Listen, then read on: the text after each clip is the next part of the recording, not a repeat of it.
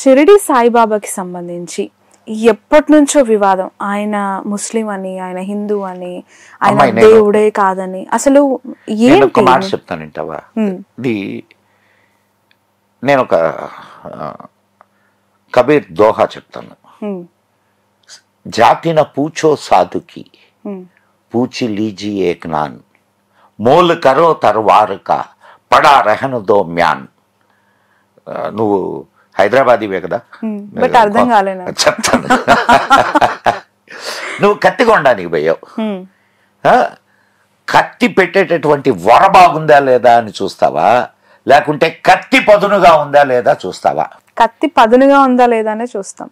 అట్లాగే ఒక సాధువుని గురించి ఆలోచించేటప్పుడు అతడు ఏ జాతి వాడు, వాడి పుట్టుకేంది, వాడి పెరుగుదలేంది, ఇది కాదు. వాడి దగ్గరికి వెళ్ళినప్పుడు వాడు ఏం జ్ఞానం సంపాదించాడు, ఏ సాధన చేశాడు, ఎటువంటి శాస్త్రాలని చదివాడు, ఇది తెలుసుకోవాల్సింది. అతనికి ఉండే నాలెడ్జ్ నీకు కావాలా, అతని పుట్టుకతో నీకేం పని? ప్రత్యేకంగా హిందువులు సనాతన ధర్మాన్ని పాటించేటటువంటి వాళ్ళు సాధువుకి హైయెస్ట్ రెస్పెక్ట్ ఇస్తారు. వివేకానందుడు అంత గొప్పవాడు ఎందుకయ్యాడమ్మా?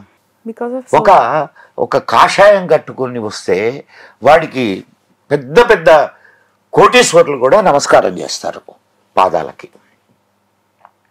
సో సాధుత్వానికి ఉండేటటువంటి విలువ అది. అర్థమవుతుందా? ఇక ఇప్పుడు షిరిడి సాయిబాబా దేవుడా కాదా? దేవుడా కాదా కాదు, ముస్లిం అని కొంతమంది, హిందూ అని కొంతమంది. ముస్లింల్లో సాధువులు లేరా? ముస్లింల్లో గొప్పవాళ్ళు లేరా? ముస్లింల్లో సాధన చేసినటువంటి వాళ్ళు లేరా? బట్ వాళ్ళు ఎక్స్పోజ్ అవ్వరు. ఎందుకు కాదమ్మా? ఇప్పుడు సాయిబాబా ఎక్స్పోజ్ కాల? ఇప్పుడు ఆయన ముస్లిమే, ఆయన ఫకీరే, ఆయన ఎక్స్పోజ్ కాల? సాధువుల్ని గౌరవించడం ఈ దేశపు ఆచారం. అమ్మాయి, ఎన్నేళ్ళు ఉంటావమ్మా నువ్వు ఇక్కడ? ఖచ్చితంగా వెళ్ళవలసిన వాళ్ళమేనా కదా? ఏదో ఒక రోజు వెళ్తాం, ఏదో ఒక రోజు వెళ్తాం. ఆ కొద్ది కాలాన్ని నువ్వు ఇంత తపన, ఇంత ఇది ఎతుకులాట, ఇవన్నిటితో నీ కాలాన్ని వృధా చేసుకోకుండా నువ్వు చేయాల్సిన ధర్మం, నువ్వు చేయాల్సినటువంటి కర్మ, నువ్వు చేయాల్సినటువంటి కర్తవ్యం, వాటితో నువ్వు ఫిక్స్ అయ్యి ఉండి నీ కర్తవ్యం వైపు, నీ ధర్మం వైపు, నీ మోక్ష సాధన వైపు నడిస్తే అసలు నీకు ప్రశ్నలు ఎందుకు వస్తాయమ్మా? నీకు ఒక అద్భుతమైనటువంటి శక్తి ఉంది.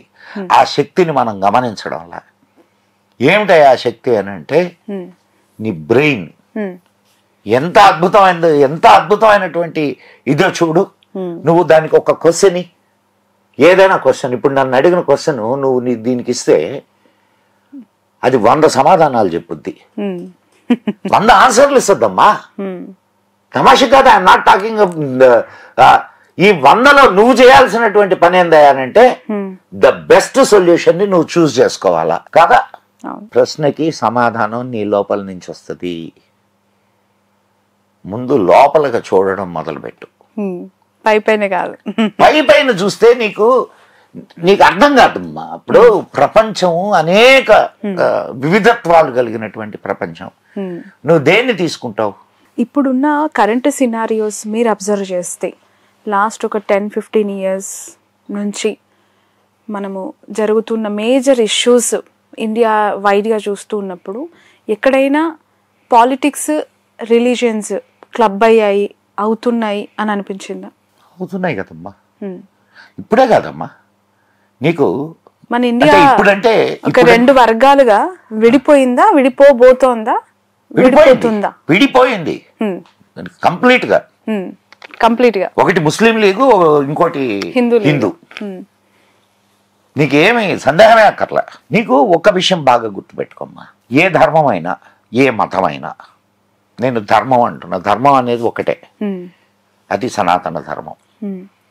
ఏ మతమైనా వర్ధిల్లాలి అని అంటే రాజాశ్రయం తప్పనిసరిగా కావాలా. నువ్వు ఒక గుడి కట్టుకోవాలమ్మా. నువ్వు గుడి కట్టుకోవాలి అని అంటే నీకు స్థలం కావాలనా? ఎవరు ఇవ్వాలా? గవర్నమెంట్ దగ్గరికి వెళ్ళావు, అయ్యా నా గుడి కట్టుకుంటానయ్యా, కాస్త స్థలం వేయండి. స్థలం ఇవ్వాలా, ఇస్తారా ఇవ్వరా? పేరుకు సెక్యులర్, కానీ హిందువు మాత్రం సెక్యులర్గా ఉండాలా, తక్కిన వాళ్ళు సెక్యులర్గా ఉండకూడదు. అది ఈ దేశపు విధానం, ఈ దేశపు రాజకీయ నాయకుల విధానం. హిందూ మాత్రం సెక్యులర్గా ఉండాలా, ఒక ముస్లిం కానీ ఒక క్రిస్టియన్ కానీ వాళ్ళు సెక్యులర్గా ఉండాల్సిన అవసరం లే. దీన్ని సమర్థిస్తావా నువ్వు? అంటే ఈ పర్యవసానాలు ఎలా ఉండబోతున్నాయి, ఏమవుతాయి? ఇంతకుముందు జరగలేదా? 1946లో 47లో జరిగినటువంటి మానవ హననం ఏమిటి? అర్ధరాత్రి స్వాతంత్రం అనే ఒక పుస్తకం ఉంది, మిడ్ నైట్ ఇండియా. నేను విన్నాను, చదువు. బట్ ఈ రిలీజియన్ ఓరియంటెడ్ పాలిటిక్స్ ఫ్యూచర్ ని ఎలా డిస్ట్రాయ్ చేయబోతుంది? ఎస్పెషల్లీ యూత్ పాయింట్ ఆఫ్ వ్యూలో వాళ్ళు ఎంత జాగ్రత్తగా ఉండాలి, ఎంత అలర్ట్ గా ఉండాలి? Religion here don't compare the religions with the dharma. Dharma is entirely different and religion is entirely different. Dharma is the nature, religion is your belief. ఇక్కడ సనాతన ధర్మంలో నుంచి కొన్ని రిలీజియన్స్ వచ్చినాయి, అండ్ ఎక్కడి నుంచో కొన్ని రిలీజియన్స్ ఈ దేశంలోకి వచ్చినాయి. అడాప్ట్ చేసుకోలేదు, రుద్దబడ్డాయి. అవునా కాదమ్మా? మనం పదాలు వాడేటప్పుడు కూడా చాలా జాగ్రత్తగా వాడాలి. రుద్దబడ్డాయి. ఎవడమ్మా క్రిస్టియానిటీని తీసుకునేది? It's a very good marketing religion, very good marketing religion. దానికి కంటిన్యూయేషన్ గానే నేను ఒక క్వశ్చన్ యాక్చువల్గా మిమ్మల్ని అడగాలనుకున్నానండి. వాస్తవానికి ఈ మధ్య కాలంలో మా చిన్నప్పటి నుంచి గుర్తు, సుప్రభాతము, లేదంటే శనివారం వెంకటేశ్వర స్వామివి, శుక్రవారం అమ్మవారి పాటలు, సోమవారం శివుడు పాటలు, ఇట్లా మన ఇళ్లలోనే కాదు చుట్టుపక్కల ఎవరైనా సరే, పోనీ గుళ్ళు ఉన్నాయంటే అక్కడ కూడా అలాంటివే పెట్టేవాళ్ళు వింటూ పెరిగాం.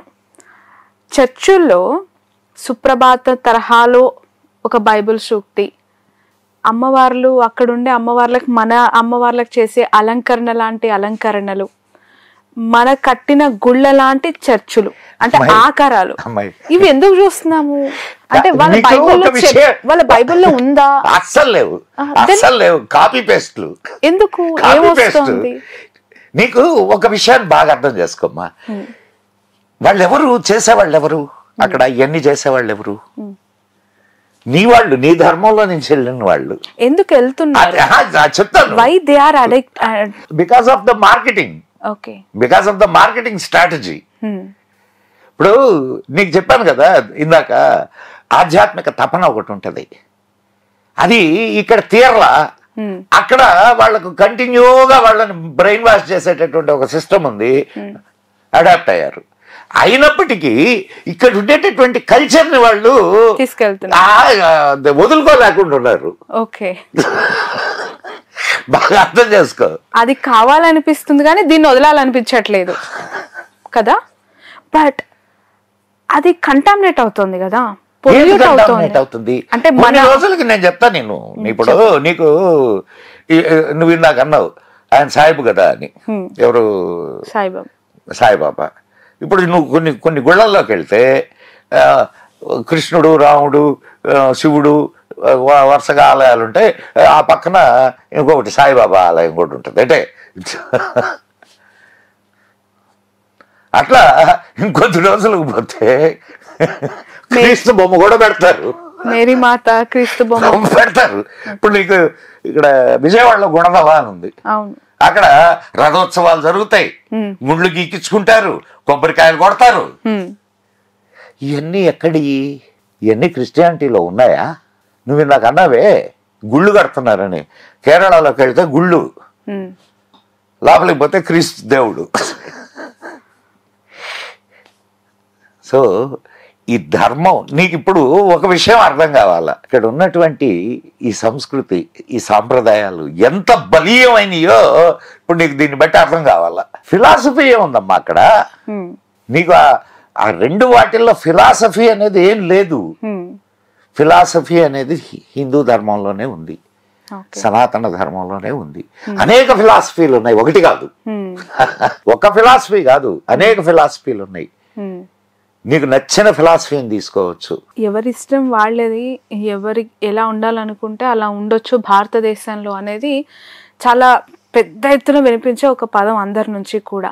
కానీ ఈ మార్పిడి అనేది హిందూ ఎవరి ఇష్టం వాడిది అనేది నీకు మాత్రమే చెప్పబడుద్ది.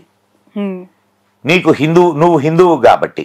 ఒక క్రిస్టియన్కి నీ ఇష్టం నీది అని చెప్పరు. నీ ఇష్టం క్రీస్తే. ఇస్లాం మతాన్ని అవలంబించేవాడికి నీ ఇష్టం అల్లానే. నువ్వు చదవాల్సింది ఖురాన్ అంతే. You are not supposed to. But ఎందుకు ఇట్లా మైండ్ డైవర్షన్ అవుతోంది హిందూ? వాళ్ళ సంఖ్య పెంచుకోవడానికి, సంఖ్యాబలంతో కదా ఇప్పుడు ఇక్కడ పాలిటిక్స్ అన్ని జరుగుతాయి.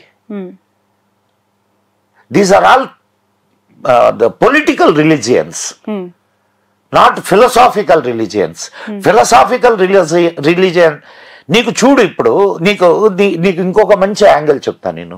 ఇతర దేశాల్లో ఇప్పుడు చాలా మటుకు క్రిస్టియానిటీని వదిలేస్తున్నారు అండ్ ముస్లిం మతాన్ని వదిలేసామని చెప్పుకోవడానికి భయపడుతున్నారు. ఎందుకనంటే వదిలేస్తే చంపేస్తారు. నాకు ముస్లిం మతం ఇష్టం లేదు అని ఒక ముస్లిం అంటే చంపేస్తారు. సర్తన్ సే జుదా. అవునమ్మా, you go in YouTube and search for ex Muslim. ఎన్ని యూట్యూబ్ వీడియోలు కనిపిస్తాయో చూడు. బట్ ఒక హిందూ కన్వర్ట్ అవ్వాలనుకుంటే వెరీ గోల్డెన్ వాక్ ఉంటుంది అక్కడ.